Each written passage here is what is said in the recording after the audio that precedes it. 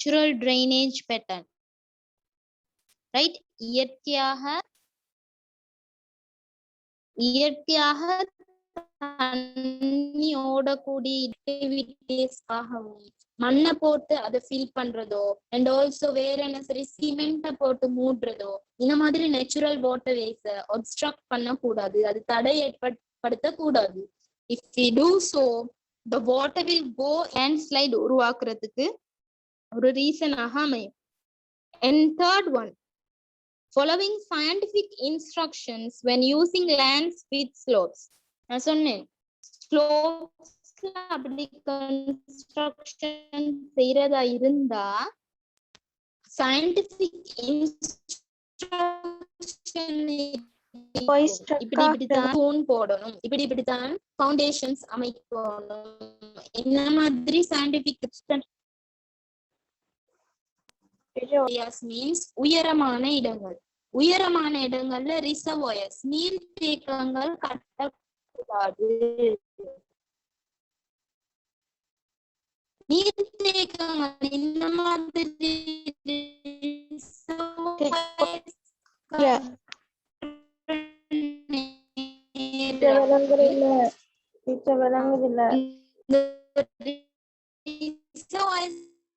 பகுதி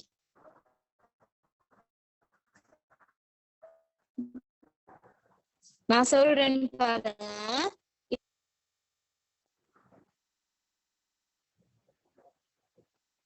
See children, mountainous ஏரியால right, mountainous ஏரியால ஒரு இந்த மாதிரி ரிசர்வாயர்ஸ் அமைக்கிறது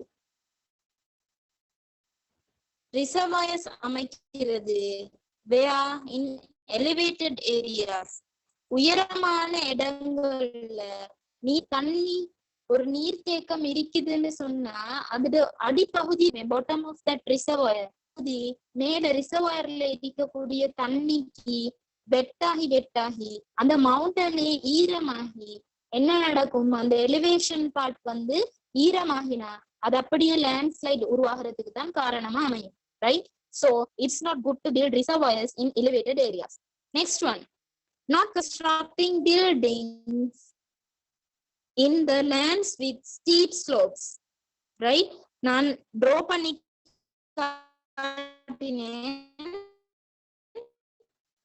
steep slopes means like this, right? இந்த மாதிரி இப்படி இருக்கக்கூடிய சாய்வான இந்த மாதிரி சாய்வான இடங்கள்ல பில்டிங் கன்ஸ்ட்ரக்ட் பண்ண கூடாது.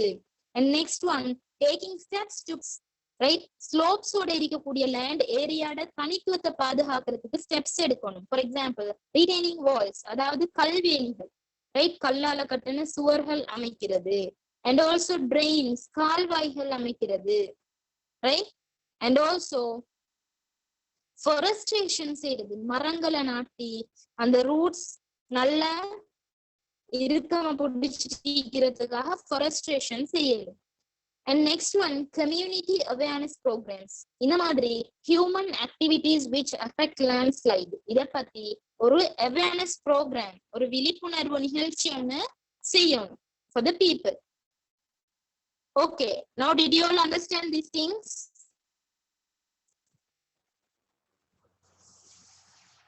Floods can be identified as the most common natural hazard in Sri Lanka. ஸ்ரீலங்கால ஏற்படக்கூடிய ஒரு மோஸ்ட் காமன் அடிக்கடி ஏற்படக்கூடிய ஒரு நேச்சுரல் ஹசார்ட் தான் இந்த flood. I have told you there are 103 rivers in Sri Lanka. ஸ்ரீலங்கால மொத்தம் 103 ஆறுகள் இருக்குது. You all know Sri Lanka is a small island, right? But even though it is an island, it has 103 rivers. So here see, floods can be seen in the areas that receive heavy rain. கடுமையான மழை வரக்கூடிய பகுதிகள்ல, மழை பெய்யக்கூடிய பகுதிகள்ல இந்த floods வருமா. And also in the river basins சொல்றது ஆறுகள் இருக்கக்கூடிய தாழ்நில பகுதிகள், right? River basins.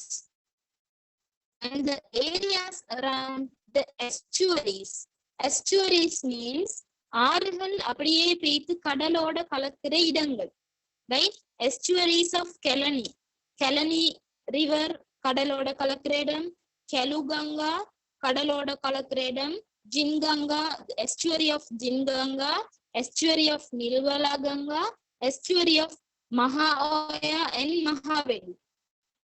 இது எல்லாமே கொஞ்சம் பெரிய பெரிய ஆறுகளாக இருக்கிறதால இந்த பகுதிகளோட எஸ்டுவரிஸ்ல, ரைட், இந்த ஆறுகளோட எஸ்டுவரிஸ் கடலோட கலக்குற அந்த இடங்கள்ல தண்ணி கூடுனா, right, if the water rises the flood is occurring, flood ஏற்படுது.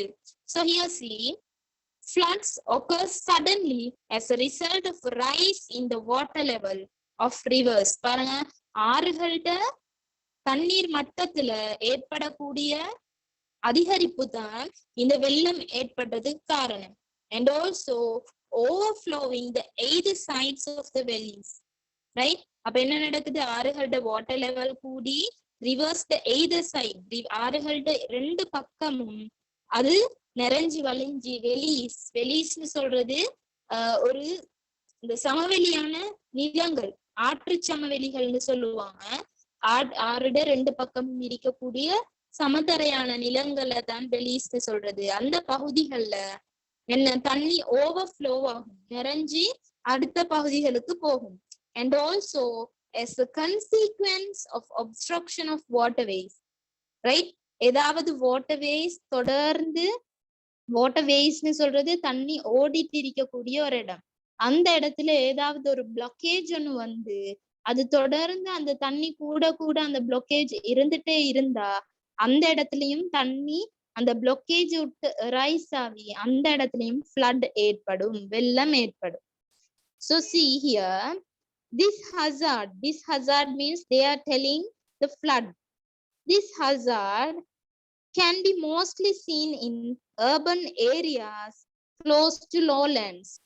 தாழ்நில பகுதிகளில் இருக்கக்கூடிய நகர பகுதிகள்ல தான் இந்த வெள்ளங்கள் நிறைய ஏற்படுதுன்னு சொல்றாங்க. The human activity in the areas blocking the places where water drains naturally during heavy rains. பாருங்க, the human activity in the areas blocking the places where water drains naturally during heavy rains. அடைமழை பெய்ற நேரம், heavy rain ஏற்படுற நேரம், தண்ணி நேச்சுரலா train ஆகி போகக்கூடிய இடங்கள்ல human ஆக்டிவிட்டிஸால blockage ஏற்பட்டா என்னது, வேஸ்டேஜ் குப்பைகளை போடுறது, அப்படி இருக்கிற நேரம் ஒரு பெரிய ஒரு ட்ரைனேஜ்ல தண்ணி ஓடக்கூடிய இதுகள்ல மனுஷனால போட்ட கார்பேஜ் தான் பிளாக்கேஜ் ஏற்படுத்தும், ரைட்? அது சொல்றாங்க, right? The human activity in the areas blocking the places where water drains naturally during heavy rains intensifies the risk of in such areas. அப்ப இந்த மாதிரி urban areasல human activities ஆல blockage ஆகிற நேரம் தான் என்ன நடக்குதாம், flood ஏற்படுது, வெள்ளம் ஏற்படுறதுக்கான சான்சஸ் உருவாகுது அப்படின்னு சொல்றாங்க, ரிஸ்க் உருவாகுது, ரைட்? அப்படின்னு சொல்றாங்க. Now did you all understand this?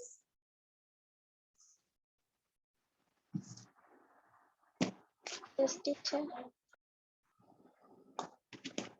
Okay. Now see, the areas subjected to frequent floods in Sri Lanka. Sri Lankaல அடிக்கடி வெள்ளம் ஏற்பட்ட இடங்கள் கொஞ்சம் சொல்லி இருக்கிறாங்க. The first one, see, lowlands around river basins and estuaries. ஸ்ரீலங்கால மோஸ்ட்லி ஹில்லி ஏரியாஸ்ல மலை பகுதிகள்ல இருந்து தான் வருது. ஆனா எல்லா ஆறுமே பெய்து கடலோட தான் கலக்குது. அப்ப அப்படி இருக்கிற நேரம் பாருங்க, lowlands around the river basins. Basin சொல்றது ஆறு ஓடி கடலோட சேரக்கூடிய இடங்கள். அந்த இடங்களை நோக்கி வர நேரம் தாழ்வான பகுதிகள் இருக்கும்.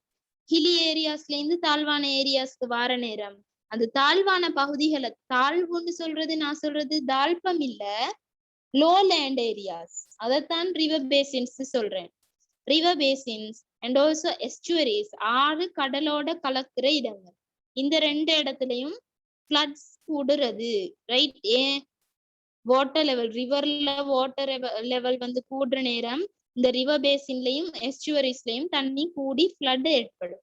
Second one, urban areas located close to rivers, ஆறுகளுக்கு கிட்ட இருக்கக்கூடிய urban areas, நகரப்புறங்கள், அங்கேயும் floods ஏற்படும்.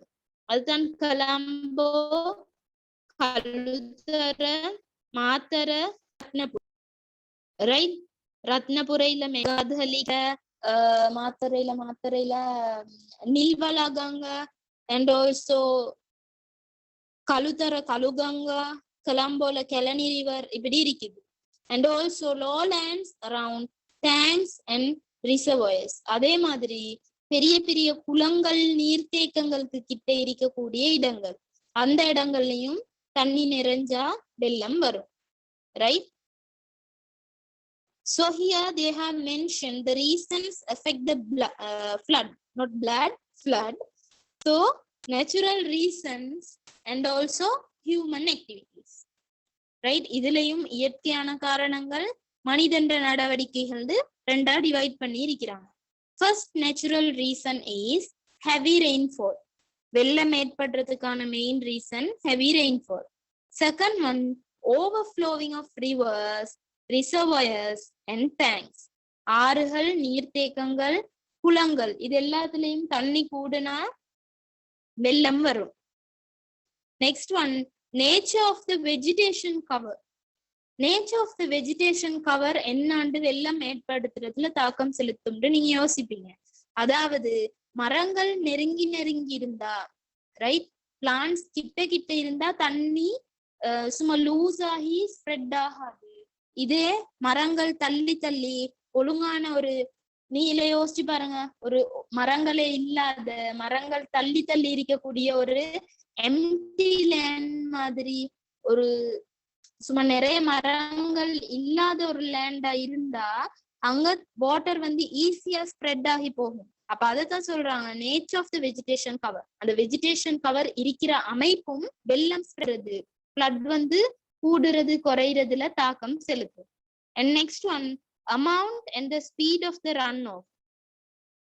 ரன் ஆஃப்னு சொல்றது அந்த வெள்ள நீர் ஓடுறது தான்.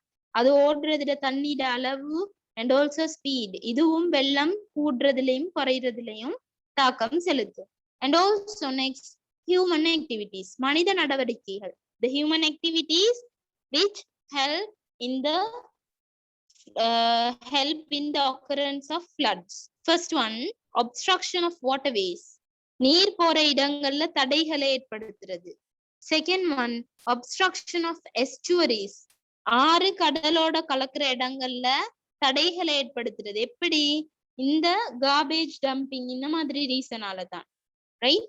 Next one, filling of wetlands and lowlands, right? தண்ணிகள் நிறையக்கூடிய ஈரநிலங்களையும் மண்ணை போட்டு நிரப்புனா அந்த ஈரநிலங்கள்ல இருக்கக்கூடிய வாட்டர் வெளியே வர பார்க்கும்.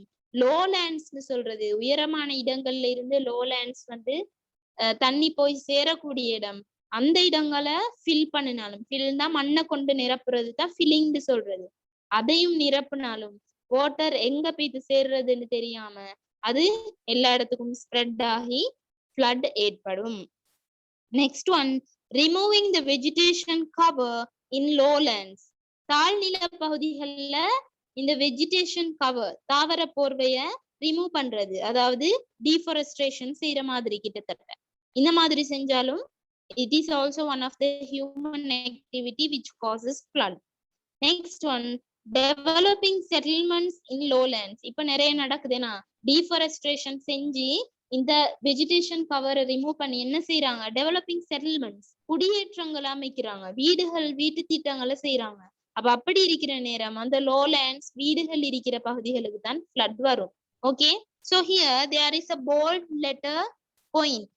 bold lettersல ஒரு பாயிண்ட் ஒன்னு தந்திருக்கிறாங்க. See, at present it's clear that human activities cause floods than natural reasons. இயற்கையான காரணங்களை விட மனிதர்களோட ரீசனால தான், ஆக்டிவிட்டிஸால தான் இப்ப நிறைய flood ஏற்படுதாம். So here they have mentioned as point. இங்க பாருங்க இது வந்து ஒரு subheading ஒன்று, ரைட்? அவங்க இதுல ஒரு பாயிண்ட் மாதிரி தந்துட்டாங்க பாருங்க.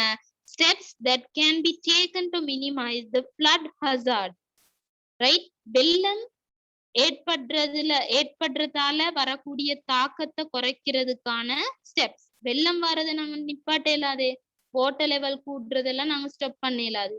அப்ப ஒரு ஃப்ளட் வந்தா அதால ஏற்படக்கூடிய தாக்கத்தை மினிமைஸ் பண்றதுக்கான ஸ்டெப்ஸ் தான் சொல்றாங்க.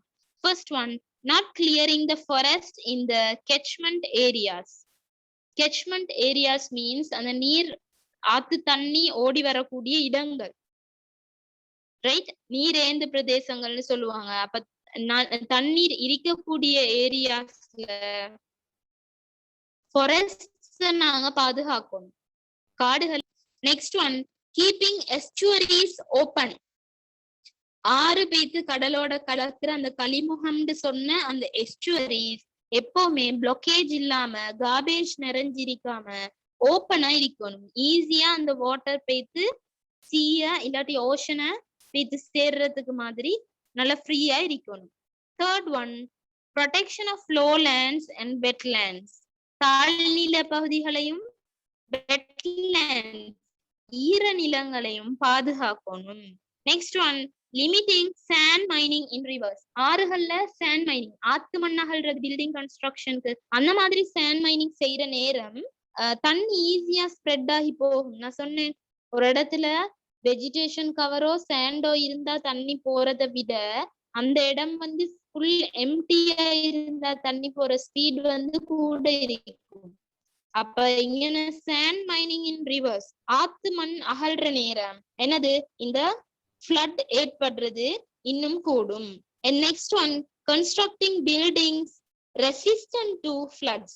வெள்ளத்துக்கு தாக்கு பிடிக்கக்கூடிய பில்டிங்ஸ கட்டுறது, அதாவது நல்ல ஃபவுண்டேஷனை ஸ்ட்ராங்கா போட்டு எந்த ஒரு டேமேஜும் வராத மாதிரி, இடிஞ்சு விழாத மாதிரி, அந்த மாதிரி building resistant to flood. And next one, limiting human activities at the places where tanks and rivers overflow. இந்த மாதிரி குளங்கள், ஆறுகள், ரிசர்வாயர்ஸ் இதெல்லாம் நிறைஞ்சி வெள்ளம் வார இடங்கள்ல ஹியூமன் ஆக்டிவிட்டிஸ், அதாவது ஹியூமன் கன்ஸ்ட்ரக்ஷன் பண்றது, அந்த மாதிரி விடயங்களை மினிமைஸ் பண்ணி கொள்றது, குறைச்சு கொள்றது. அந்த மாதிரி குறைச்சா ஹியூமன் லேண்ட்ஸ்கேப்க்கு வர டேமேஜஸும் குறையும். And next one, community awareness programs. Community awareness ப்ரோக்ராம்ஸ்னு சொன்னா பப்ளிக் பீப்புளுக்கு, பொதுமக்களுக்கு ஒரு அவேர்னஸ் ப்ரோக்ராம், விழிப்புணர்வு ஒன்ன கொடுக்கணும். இப்ப நாங்க சொன்ன இப்படி எல்லாம் நாங்க செய்யணும், இந்த விஷயத்த பப்ளிக்கு தெரியப்படுத்தினா அந்த ஏரியாஸ்ல இருக்கக்கூடிய அந்த பப்ளிக் அந்த ஆக்டிவிட்டிஸ் செய்யாம இருப்பாங்க. Now did you all understand up to here, children? Yes, teacher. Any